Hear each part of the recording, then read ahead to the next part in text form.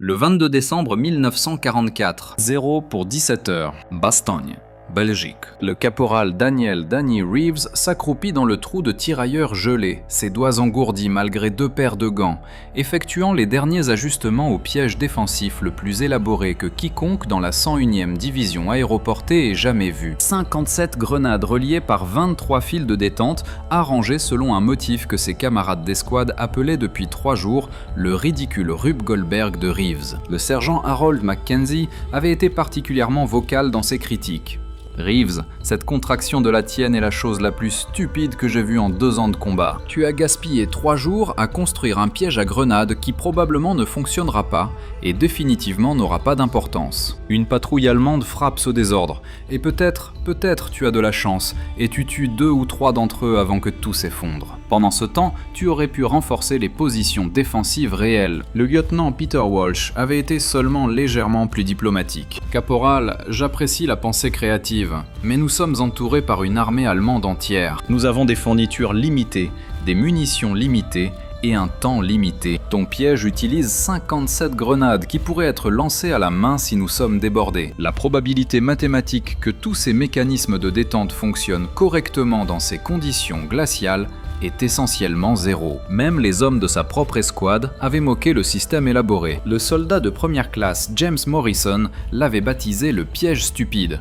Et le nom avait collé. Pendant les 3 jours que Reeves a passé à construire, tester et affiner sa conception, d'autres soldats passaient devant sa position et faisaient des blagues. Hé Reeves, quand tu auras fini de jouer avec tes décorations de Noël, peut-être que tu pourrais aider à creuser de véritables positions de combat. Mais Daniel Reeves avait grandi à Scranton, Pennsylvanie, où son père travaillait comme ingénieur minier concevant des systèmes de sécurité pour les mines de charbon. Reeves avait passé son enfance à regarder son père créer des mécanismes de sécurité élaborés, des détentes de secours et des systèmes redondants, conçus pour fonctionner même lorsque les composants individuels échouaient. Il comprenait quelque chose que ses critiques ne comprenaient pas. Les systèmes complexes pouvaient être plus fiables que les systèmes simples s'ils étaient conçus correctement. Ce que Reeves avait construit n'était pas seulement une collection de grenades attachées à des fils de détente, c'était un système défensif intégré basé sur les principes de redondance, de chevauchement et de probabilité mathématique. Les 57 grenades étaient positionnées dans 9 zones de mort qui se chevauchaient,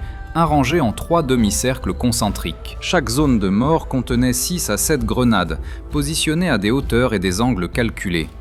Les 23 fils de détente étaient arrangés de sorte que déranger un seul fil initierait une séquence en cascade, affectant plusieurs zones de mort simultanément. Le génie du système ne résidait pas dans sa complexité, mais dans sa redondance. Si un fil de détente échouait, 3 autres fournissaient une sauvegarde. Si une grenade échouait à détonner, l'explosion des grenades environnantes couvrirait toujours sa zone de mort prévue. Si les soldats allemands tentaient de désamorcer une partie du système, cette action elle-même déclencherait d'autres parties qu'ils n'avaient pas détectées. Reeves avait passé 2 ans avant la guerre à étudier l'ingénierie mécanique à Penn State. Il comprenait les calculs de tension, les rayons d'explosion, les motifs de fragmentation et les mathématiques de probabilité. Tandis que d'autres soldats voyaient 57 grenades comme 57 armes individuelles, Reeves les voyait comme des composants dans un seul système intégré qui créerait un champ de destruction qui se chevauchait sans lacune et sans zone sûre. Les calculs mathématiques étaient précis. Chaque grenade de fragmentation M2 avait un rayon de perte efficace de 15 mètres. Positionnées de manière optimale, 57 grenades créeraient une zone de mort couvrant approximativement 900 mètres carrés avec des effets d'explosion qui se chevauchent, assurant que quiconque dans cette zone serait touché par des fragments d'au moins 3 explosions distinctes. Le timing séquentiel, s'il fonctionnait correctement, empêcherait les soldats allemands de se mettre à couvert après les explosions initiales. Mais expliquer ces calculs à des soldats qui avaient froid, faim et qui étaient entourés par des forces allemandes s'avéra impossible. Il voyait compliqué quand il voulait simple. Il voyait théorique quand il voulait pratique. Il voyait un caporal gaspillant des ressources sur un mécanisme élaboré qui probablement ne fonctionnerait pas. Les critiques s'intensifièrent le 20 décembre quand l'artillerie allemande commença un bombardement lourd des positions américaines autour de Bastogne. Chaque obus qui tombait près du piège de Reeves envoyait ses camarades d'escouade dans une spéculation anxieuse que le système de détente complexe avait été détruit. Le soldat de première classe Morrison fit un spectacle de vérification après chaque barrage, puis rapporta au reste de l'escouade. Ouais, le piège stupide de Reeves est toujours là. Toujours stupide. Toujours ne fonctionnera pas. Le sergent Mackenzie s'approcha de Reeves le 21 décembre avec ce qui était clairement un ultimatum final.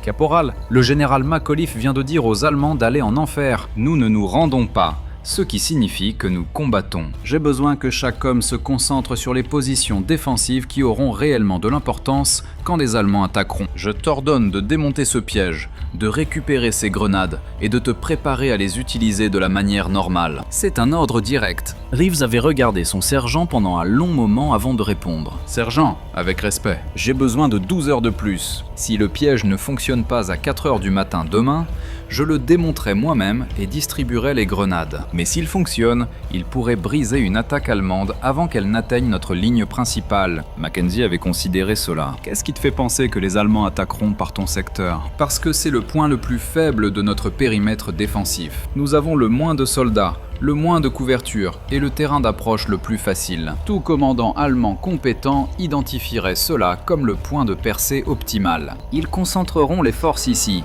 parce que c'est leur meilleure chance de diviser notre défense. » Le sergent avait étudié Reeves attentivement. « Tu y as réfléchi ? » Je n'ai pensé à rien d'autre pendant 3 jours. 12 heures, caporal. Si rien ne se passe avant 4 heures du matin le 22 décembre, tu démontes cette contraction. C'est clair ? C'est clair, sergent.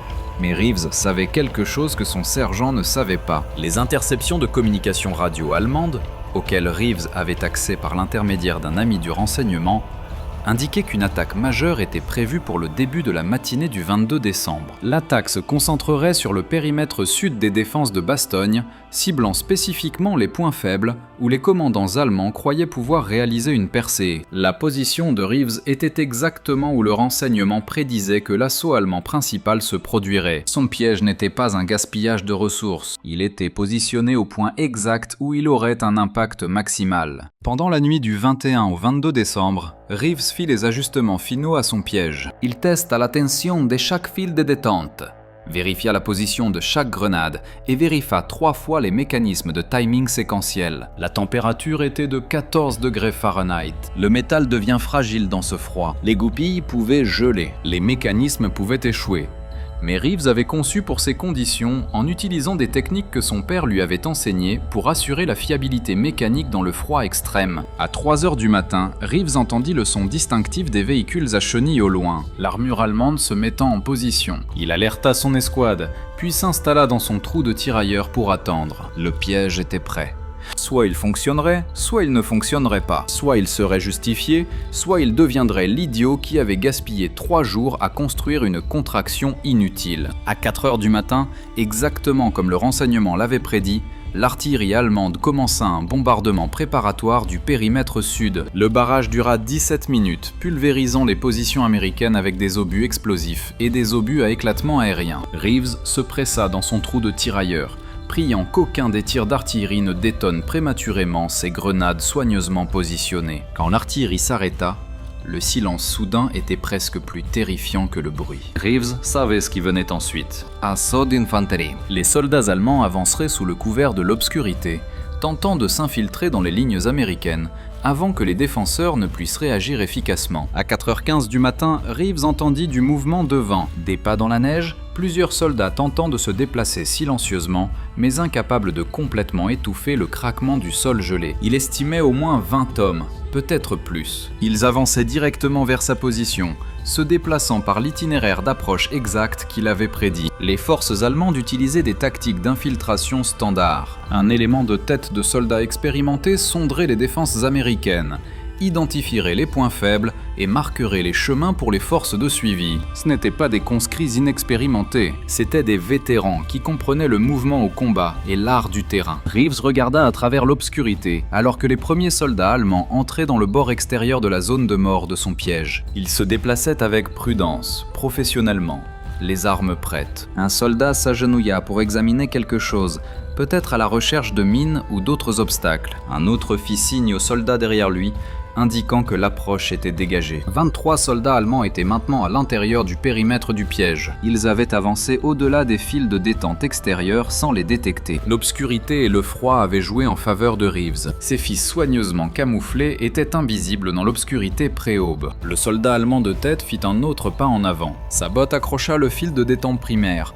un câble en acier tressé positionné à 6 pouces au-dessus du niveau du sol. La tension se relâcha. Ce qui s'est passé ensuite s'est produit en exactement 19 secondes. Bien que pour les soldats allemands l'expérimentant, le temps a probablement semblé s'arrêter complètement. Le fil de détente primaire libéra 3 grenades M2 positionnées dans l'anneau extérieur. Ces grenades avaient des fusibles de 4 secondes, spécification militaire standard. Elles ont détonné simultanément à 4h17 et 11 secondes. L'explosion de ces 3 grenades déclencha immédiatement 2 systèmes de fils de secours. L'un était un mécanisme de libération de pression que Reeves avait conçu en utilisant des tasses de gourde remplies de gravier. Quand l'onde de choc a déplacé les tasses, le gravier est tombé, libérant les fils de tension reliés à 6 grenades supplémentaires dans l'anneau du milieu. L'autre système de secours utilisait des détentes sensibles à la chaleur, récupérer des mécanismes de fusée. L'impulsion thermique des explosions initiales a chauffé les boucles de fil à leur point de libération, laissant tomber 6 grenades supplémentaires à partir de positions surélevées. 9 grenades avaient maintenant détonné en succession rapide, créant un mur de fragmentation, balayant la formation allemande. Mais la cascade ne faisait que commencer. La surpression d'explosion de 9 grenades détonnant simultanément a déclenché des mécanismes sensibles à la pression que Reeves avait construits en utilisant des composants de fusées d'artillerie récupérés. Ces mécanismes libéraient les fils de tension reliés à 15 grenades supplémentaires positionnés dans les anneaux du milieu et intérieur. Les soldats allemands, ceux encore vivants après les explosions initiales, tentèrent de se disperser, mais Reeves avait anticipé cela. Son positionnement de grenade était conçu pour canaliser les survivants vers le centre de la zone de mort, où la plus forte concentration d'explosifs attendait. Les soldats, cherchant un abri des explosions extérieures, se sont déplacés directement dans les zones de mort des grenades de l'anneau intérieur. À 4h17 et 22 secondes, l'anneau intérieur a détonné. 18 grenades déclenchées par des connexions de fil direct et par la surpression d'explosion des explosions de l'anneau du milieu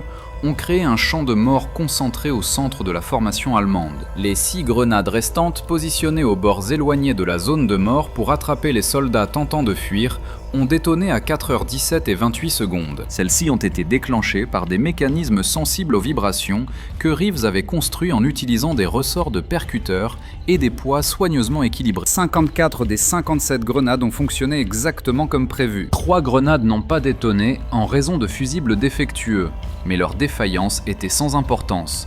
Le motif d'explosion qui se chevauchait signifiait que leur zone de mort prévue était couverte par les explosions environnantes. Toute la séquence de la détente initiale à la détonation finale a duré 19 secondes. En ces 19 secondes, approximativement 427 livres d'explosifs puissants et 17 000 fragments d'acier ont balayé une zone de mort de 900 mètres carrés où 23 soldats allemands avançaient. Quand la fumée s'est dissipée, le sergent Mackenzie sortit de son trou de tirailleur à 50 yards de distance et fixa la dévastation. Le sol où la patrouille allemande avait été était déchiré. L'équipement, les armes et les corps étaient éparpillés sur tout l'itinéraire d'approche. Pas un seul soldat allemand n'avait survécu. Mackenzie marcha lentement vers la position de Reeves, son expression illisible. Reeves sortit de son propre trou de tirailleur, s'attendant à des critiques pour avoir utilisé autant de grenades sur une seule cible. Au lieu de cela, Mackenzie s'arrêta au bord de la zone de mort et fixa simplement la dévastation. Combien de grenades as-tu utilisé ? 57, sergent. Et combien d'Allemands ? Reeves avait compté les corps en attendant l'arrivée de son sergent. 23 confirmés, sergent. Peut-être 1 ou 2 de plus dans les zones de cratères où je ne peux pas identifier les restes. Mackenzie continua à fixer la destruction. En 19 secondes.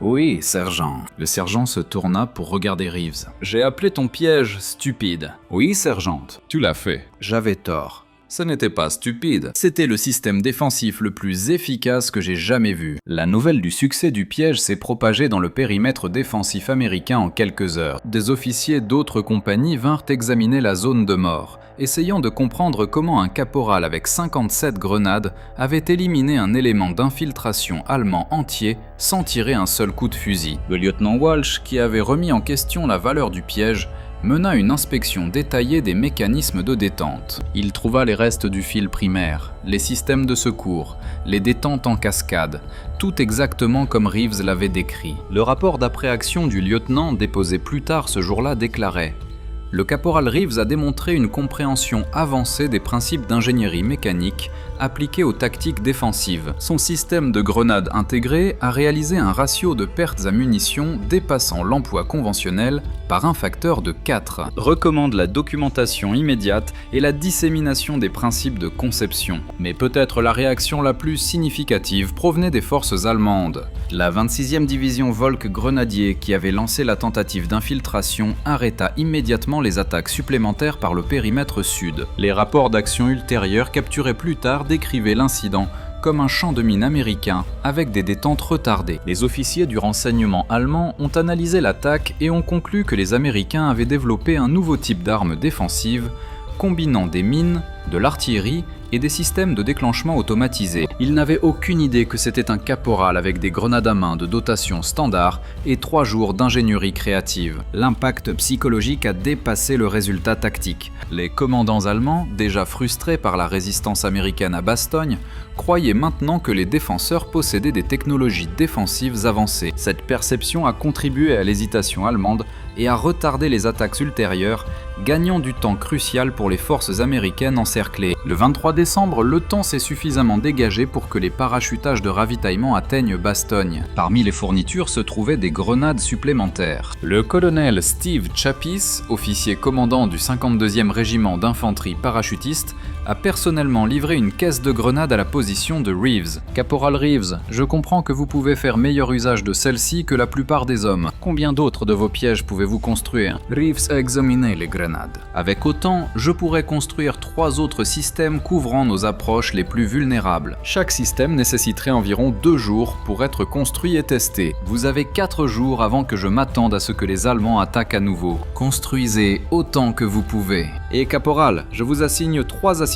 Enseignez-leur comment fonctionne votre système. Les 3 soldats assignés pour aider Reeves étaient les mêmes hommes qui avaient moqué son premier piège le plus sévèrement. Le soldat Morrison, qu'il avait nommé le piège stupide, a été le premier à se porter volontaire. Lieutenant, je veux apprendre comment construire ce que le caporal Reeves a construit. J'avais tort au sujet du piège. Je veux m'assurer que je ne me trompe pas sur autre chose. Au cours des 4 jours suivants, Reeves a construit 2 systèmes de pièges supplémentaires et a partiellement complété un 3e. Il a enseigné à ses 3 assistants les principes de la redondance, des zones de mort qui se chevauchent, du déclenchement séquentiel et de la compensation des défaillances. Les soldats qui l'avaient ridiculisé 3 jours plus tôt écoutaient maintenant avec une attention complète chaque détail. Le soldat Morrison s'est avéré être un apprenant exceptionnellement rapide. Il a compris que le piège de Reeves a réussi non pas à cause de la complexité, mais à cause d'une planification minutieuse. Chaque grenade était positionnée avec un objectif spécifique. Chaque fil de déclenchement servait plusieurs fonctions.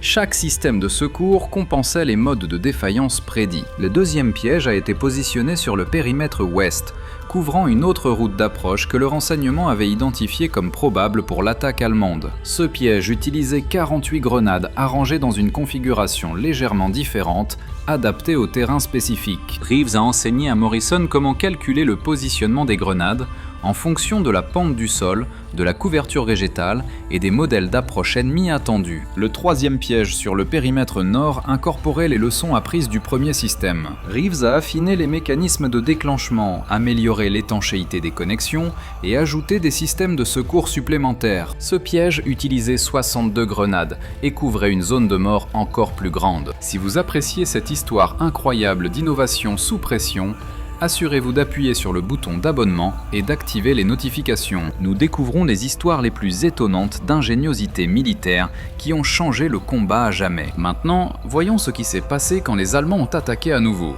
Le 26 décembre, les forces allemandes ont lancé un assaut majeur sur le périmètre ouest de Bastogne. L'attaque a concentré les forces exactement où le renseignement l'avait prédit, et exactement où le 2e piège de Reeves était positionné. 29 soldats allemands avançant dans l'obscurité avant l'aube ont déclenché le piège. La séquence en cascade a tué les 29 en 23 secondes. Le 3e piège a été déclenché le 28 décembre par une patrouille allemande tentant une infiltration nocturne sur le périmètre nord. 18 soldats allemands sont morts en 17 secondes. Les survivants, ceux assez loin de la zone de mort pour échapper aux explosions ont signalé à leur commandant que les Américains avaient entouré Bastogne de champs d'explosifs automatisés qui se détonaient en réactions en chaîne impossibles à prédire ou à éviter. Les communications radiotactiques allemandes interceptées par le renseignement américain ont révélé une réticence croissante parmi les soldats allemands à mener des opérations d'infiltration contre les positions américaines. Une communication capturée déclarait « Les défenses américaines emploient des pièges explosifs de conception inconnue.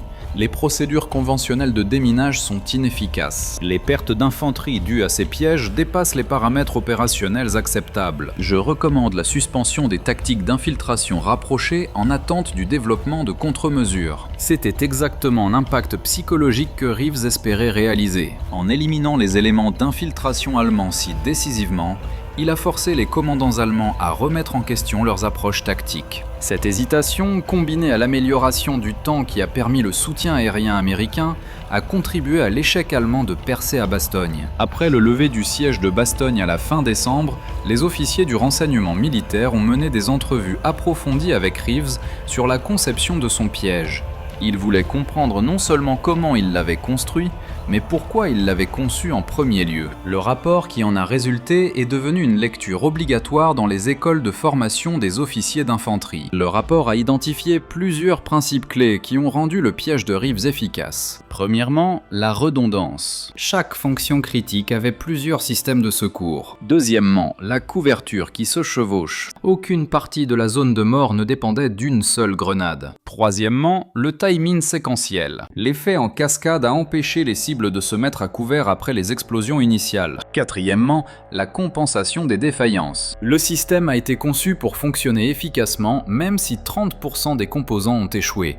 Mais peut-être plus important encore, le rapport a souligné la capacité de Reeves à penser systématiquement plutôt qu'individuellement. La plupart des soldats pensaient aux grenades comme des armes individuelles à lancer sur des cibles individuelles. Reeves les pensait comme des composants dans un système intégré où le tout dépassait la somme des parties.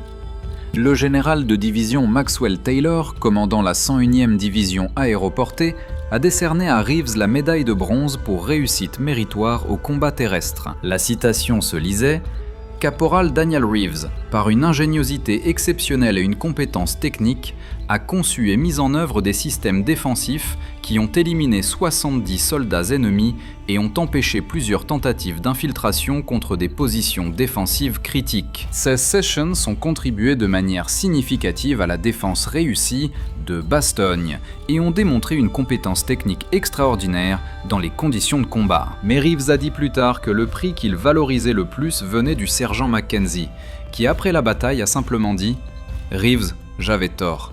Votre piège n'était pas stupide, c'était brillant. Et j'étais un idiot de ne pas le voir. » Le succès du piège avait des implications plus larges pour les tactiques militaires. Le département de l'ordonnance de l'armée a commandé une étude sur l'emploi défensif optimal des grenades à main. L'étude a conclu que la détonation simultanée coordonnée de plusieurs grenades pouvait atteindre des ratios d'efficacité 3 à 4 fois plus élevés que les lancers individuels séquentiels. Cette conclusion a influencé le développement de la mine Claymore M18A1 dans les années 1950. Le principe de fragmentation directionnelle du Claymore, couvrant une large zone sans nécessité de lancer manuel, était un descendant direct des concepts que Reeves avait démontrés à Bastogne. Les ingénieurs qui ont développé le Claymore ont reconnu plus tard que les rapports de piège de Reeves avaient influencé leur réflexion sur la façon de maximiser la létalité défensive par unité d'explosifs. L'analyse militaire allemande de la défense de Bastogne menée après la guerre a consacré une attention significative à ce qu'ils appelaient les systèmes d'esprit défensifs américains. Les manuels tactiques allemands ont été mis à jour pour avertir des pièges explosifs complexes déclenchés qui pouvaient se propager sur de grandes zones. Les Allemands n'ont jamais réalisé que ce qu'ils craignaient était un système improvisé d'un caporal construit avec un équipement standard. Des années après la guerre, en 1968, un historien militaire a interviewé Reeves sur la conception de son piège. L'historien a demandé pourquoi d'autres soldats, beaucoup ayant des antécédents éducatifs similaires, n'avaient pas développé des systèmes comparables. La réponse de Reeves a été éclairante. La plupart des soldats pensaient aux grenades comme on leur avait appris, les lancer sur l'ennemi. Mais j'ai pensé aux grenades, comme mon père pensait au système de sécurité des mines. Que se passe-t-il si un composant échoue? Comment vous assurez-vous que le système fonctionne toujours? Comment créez-vous la redondance sans créer une complexité qui rend le système peu fiable. L'historien a insisté davantage. Mais sûrement d'autres soldats comprenaient les principes de redondance. Comprendre et appliquer sont des choses différentes. La plupart des gens voyaient 57 grenades comme 57 chances de tuer un ennemi. J'ai vu 57 grenades, comme un système avec 57 composants. C'est une différence fondamentale de pensée. Cette différence de pensée expliquait pourquoi le piège de Reeves a réussi,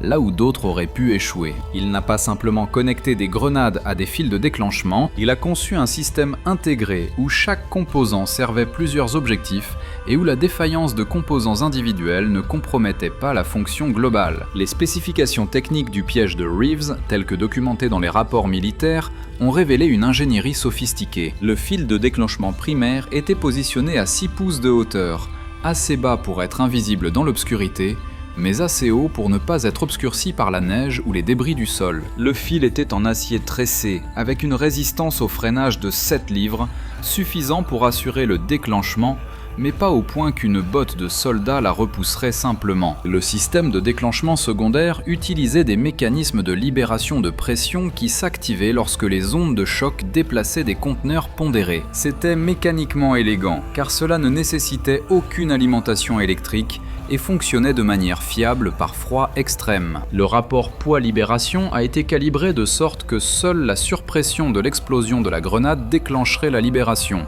empêchant la fausse activation par la concussion de l'artillerie ou les pas lourds. Le système de déclenchement tertiaire utilisait des boucles de fils sensibles à la chaleur qui se libéraient lorsqu'elles étaient chauffées à 180 degrés Fahrenheit. Cette température était assez élevée pour que les conditions environnementales ne causent pas de fausse activation, mais assez basse pour que l'impulsion thermique des explosions à proximité déclencherait de manière fiable la libération. Les boucles sensibles à la chaleur étaient positionnées de sorte que l'explosion des grenades de la bague externe déclencherait les libérations de la bague intermédiaire, créant l'effet en cascade. Le timing séquentiel a été réalisé par un positionnement minutieux plutôt que par des contrôles électroniques. Les grenades de la bague externe étaient montées au niveau du sol avec des fusibles standards de 4 secondes. Les grenades de la bague intermédiaire étaient surélevées de 18 pouces, leur donnant une ligne de vue sur les positions de la bague externe. Les grenades de la bague interne étaient surélevées de 30 pouces, positionnées pour être déclenchées par les explosions de la bague intermédiaire. Cet arrangement à 3 niveaux a créé un timing séquentiel naturel sans nécessiter aucun dispositif de timing. Le positionnement des grenades a suivi des modèles de fragmentation calculés. Les grenades M2 produisaient des fragments avec une portée effective de 15 mètres, avec la densité de fragments la plus élevée dans les 10 premiers mètres.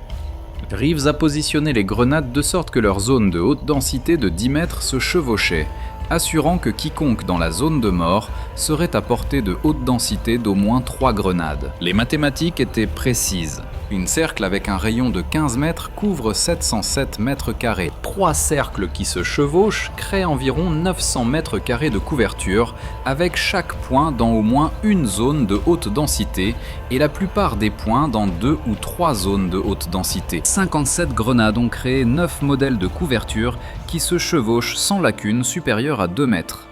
Ce niveau de précision mathématique dans une position défensive de combat était sans précédent. La plupart des positions défensives s'appuyaient sur l'instinct et l'expérience plutôt que sur des modèles de couverture calculés. Reeves avait appliqué les principes d'ingénierie à un problème tactique et avait obtenu des résultats que la pensée militaire traditionnelle ne pouvait pas égaler. Appuyez sur le bouton j'aime et abonnez-vous pour voir plus d'histoires incroyables d'innovation militaire. Nous vous apportons les esprits brillants qui ont changé la guerre par l'ingéniosité et le courage. Plus de contenu étonnant en route. Le manuel de formation qui a résulté du piège de Reeves est devenu un matériel d'instruction standard pour les officiers d'infanterie. Le manuel intitulé « Emploi coordonné des grenades à main dans les positions défensives » a consacré 23 pages aux principes dérivés de la conception de Reeves. Il a souligné que l'efficacité provenait de la pensée systémique plutôt que de l'emploi d'armes individuelles. Le manuel incluait des diagrammes détaillés montrant l'espacement optimal des grenades pour différents types de terrains, le positionnement des fils de déclenchement pour une fiabilité maximale, les configurations des systèmes de secours pour la redondance et les arrangements de timing séquentiels pour les effets en cascade. Les officiers étudiant le manuel ont souvent commenté qu'ils lisaient plus comme un manuel d'ingénierie qu'un guide de tactique militaire. Mais la section la plus importante du manuel traitait de l'état d'esprit plutôt que de la mécanique. Il déclarait: L'emploi défensif efficace des grenades nécessite de penser au champ de bataille comme un système intégré plutôt qu'une collection de positions de combat individuelles. Chaque élément défensif devrait soutenir les autres par des champs de tir qui se chevauchent, un timing coordonné et des capacités redondantes. L'objectif est de créer des effets défensifs supérieurs à la somme des armes individuelles. Ce principe de pensée systémique a influencé la doctrine militaire plus large. Le concept de défense intégrée, où différentes armes et positions se soutiennent mutuellement par une coordination planifiée plutôt qu'une action indépendante,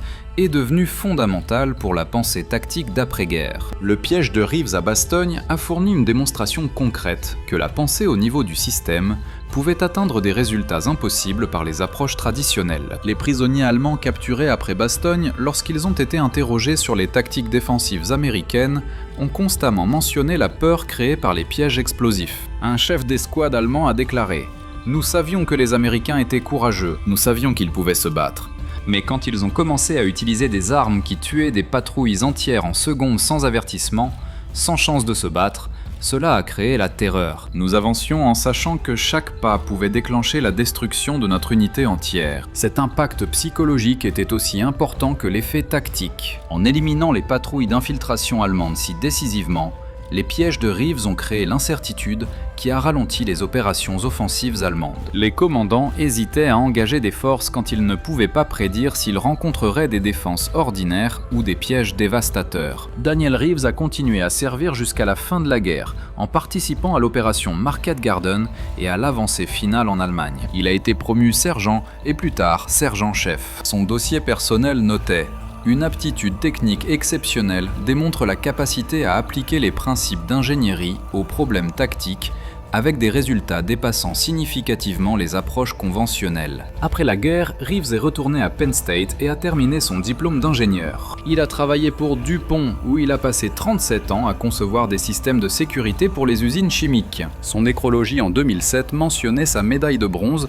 mais se concentrait davantage sur ses brevets pour l'équipement de sécurité industrielle. Il détenait 43 brevets, tous liés au système de sécurité infaillible et aux mécanismes de sécurité redondants. Dans une interview en 1986, Reeves a réfléchi à son piège de Bastogne. Les gens veulent toujours connaître les détails techniques. Comment avez-vous positionné les grenades? Comment avez-vous calculé les points de déclenchement? Mais ce n'est pas vraiment ce qui l'a fait fonctionner. Ce qui l'a fait fonctionner, c'est de comprendre que vous ne pouvez pas tout contrôler au combat. Les choses échouent, les conditions changent. Mais si vous concevez pour l'échec, si vous construisez la redondance, si vous pensez systématiquement, vous pouvez créer quelque chose qui fonctionne même quand les composants individuels ne fonctionnent pas. Cette philosophie de conception pour l'échec a influencé plusieurs domaines au-delà des tactiques militaires. Les systèmes de sécurité industrielle, les systèmes de redondance des aéronefs, la fiabilité des réseaux informatiques, tous intègrent les principes que Reeves a appliqués à son piège à grenades. L'idée que les systèmes doivent fonctionner efficacement même quand les composants échouent est devenue fondamentale pour l'ingénierie moderne. L'héritage du piège s'étend au-delà de son succès tactique immédiat. Il a démontré que les soldats individuels, auxquels on donne la liberté d'innover et d'appliquer leurs compétences uniques, pouvaient développer des solutions que les institutions militaires formelles ne pourraient jamais imaginer. Reeves ne suivait pas la doctrine quand il a construit son piège. Il appliquait les principes d'ingénierie qu'il avait appris de son père à un problème tactique qu'il avait rencontré au combat. Cette innovation ascendante s'est avérée plus efficace que la normalisation descendante. Les organisations militaires favorisent naturellement les procédures normalisées qui peuvent être enseignées à un grand nombre de soldats. Mais la normalisation ne peut pas anticiper chaque situation ou exploiter les capacités uniques de chaque individu. Le piège de Reeves a réussi précisément parce qu'il n'était pas standard,